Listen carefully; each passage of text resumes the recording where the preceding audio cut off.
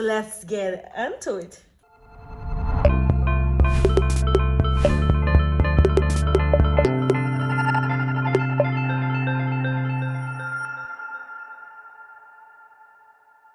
Did you guys know that apparently, from the story that I read, Boaz and Naomi were only together for a single day because Boaz died on the day of their wedding.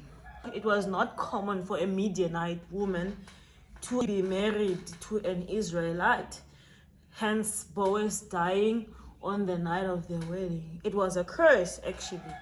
So for those who don't know, the story of Naomi and Ruth is found in the book of Ruth. What had happened was Ruth got married to Naomi's son. They decided, oh, we're not gonna stay in Jerusalem, let's go and live somewhere else. So when they got to this place, this foreign land, Naomi's husband died. Ruth's husband died as well. Ruth's husband was also Naomi's son. So in a short space of time, she became a widow and she lost, what do you call people, someone who's lost their child? Okay, there's no specific name. But yeah, she was a widow and she had lost both of her sons. So in that process, Naomi said to Ruth, listen, I'm not going to keep you here. As you can see that I have no more sons. And even if I were to have a son, by the time the child is old enough to marry you, you'll be a magogo, you know. And considering her state of mind at that moment, having a child was totally out of the picture. So she was like, listen, let me not hold you up, you know. Just take your things and get out of here. And then Ruth was like, oh, no, no, no. I ain't gonna leave you. I'm not leaving you. Not me. You die. I wait for the period just to make the parents feel good. Don't want to burn any bridges, but you gone, you're gone. You're not coming back. Life is too short. Even if Mina, I were the one to go, were you gonna wait for me? I'm getting married again. And if you die, I get married again. I'm just joking, just in case future husband is listening. If you die, sweetheart, I'm gonna stay inside of a marriage and raise our kids, okay? Naomi and Ruth decided, oh, they had to make a living. So since they had to make a living, Ruth decided to tell the mother-in-law that she's going to go and find food. So the field that she happened to be threshing upon happened to belong to this handsome Boaz. So when Boaz got there and he found her working on the field, that's when he decided, oh, you don't have to come and pick up the leftovers. You can join the women that work here. I've heard of the good things that you've done. So you sound like you're a very amazing and interesting person, and you are of noble character, and I'm fond of you. So with that being said, she got excited and then she told the mother, never leave me nor forsake me.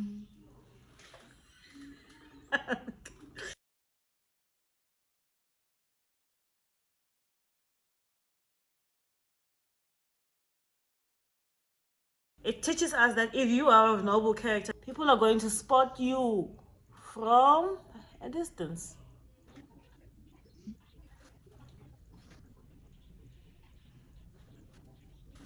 So they decided to cook up a plan that, she was going to go to his feet, and since he was the redeemer of the family, they are going to convince him to take her as a wife.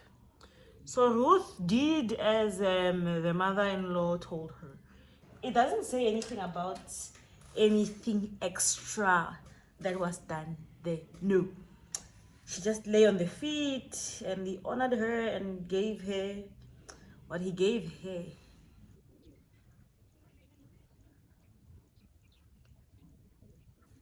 Eventually they did get married and become husband and wife. But according to those theories, their marriage had only lasted for one day.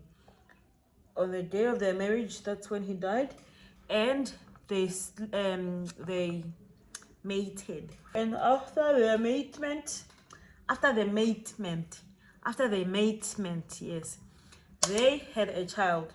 She got pregnant with just one day of mating. How cool is that? Yeah. Some of them say it was considered to be bastard child, because people didn't think that they had slept together, so they believed she could not have had the child by him.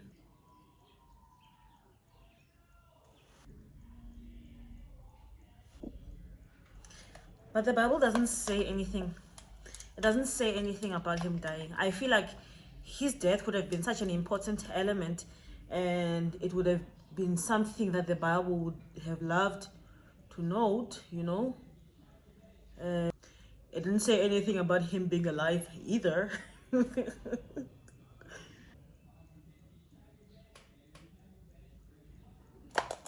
But what the Bible does say is that apparently, in order for him to marry Ruth, he had to make sure that there is not another person in the family who can be her redeemer.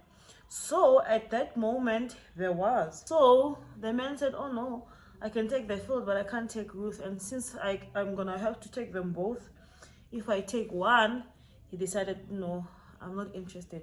So while he refused, it was like in front of witnesses. There were witnesses at that moment to witness that whole thing. So after he refused, that's when Boaz was free to can take her.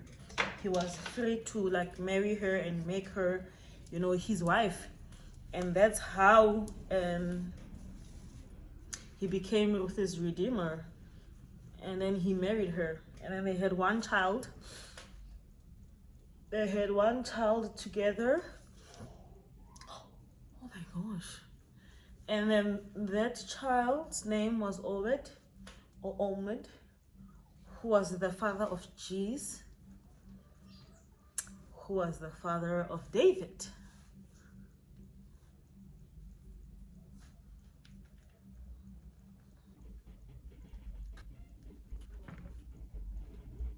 Like, I could say that I wouldn't say God has favorites, but I would say that there's like a particular type of people that God loves to use, honestly.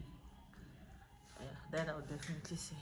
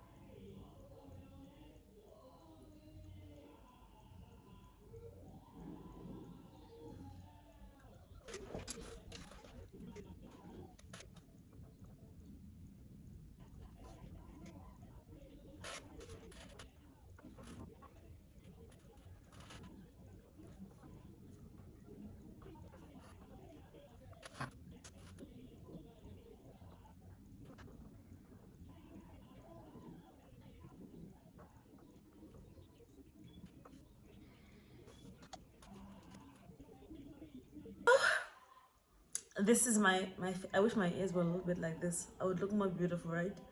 Because if I were to do plastic surgery, if I'm ever to be rich, I'm gonna go and have my ears like this, like just push them outside, so they're visible, so that people can see that Nami I have ears, like ah.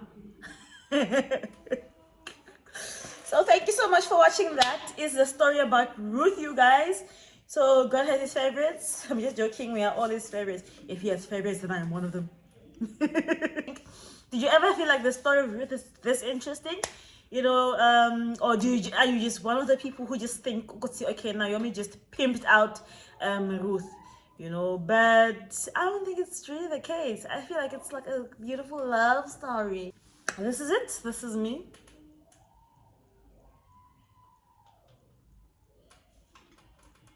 I feel like I should like put like stars here, don't you think?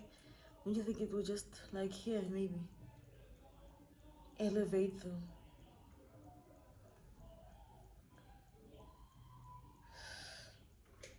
nah, it's perfect. Let me not mess with perfection. Let me just find a beautiful shirt.